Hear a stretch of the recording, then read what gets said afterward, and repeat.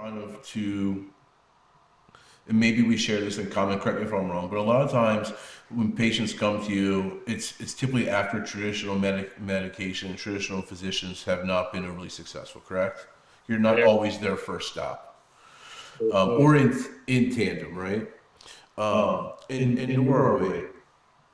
And I think that um, these patients, especially the ones that are um, either have great health insurance or are on subsidized medicine, when they're only paying $1 or $3 for a prescription and they're only paying a $5 copay, they don't really feel like they're paying a lot for their medical expenses. And then they come into the wellness world, and I'm asking them to buy 1,000 milligram bottle of CBD at $80, and that's more than they pay for 15 pills. So it seems like it's crazy expensive, even though it might be able to replace 7 of them. Um, the idea of taking a yoga class, all these things, I feel like often sit down with a counselor and paying $60 for an hour session with a counselor when you don't have access to money to be able to spend like that, it can seem like the value's not there, right?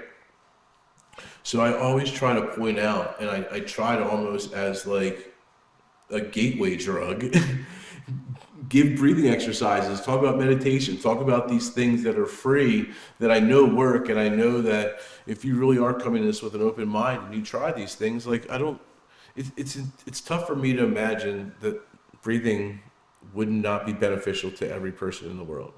It's right, like it's a human thing. But how many people are talking about it, especially during these different times when everyone's stressed out? Like it should be the cover of every news story in every magazine, right?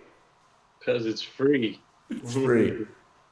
um, and as you're talking with all these things and doctors getting thrown at you and wellness programs and some people selling you legit stuff and snake oil salespeople, really like to just step back. If you want a first place to start, just start with breath.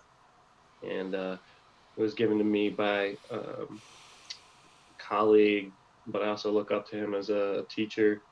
And he was like, like if someone's hyperventilating, telling them to take a deep breath's like the worst idea in the world, right? Because they're like, I can't breathe.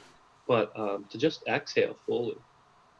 And that is just a really powerful experience. And the longer you can make your exhale, the more O2 goes out into your tissues, like the important one, your brain.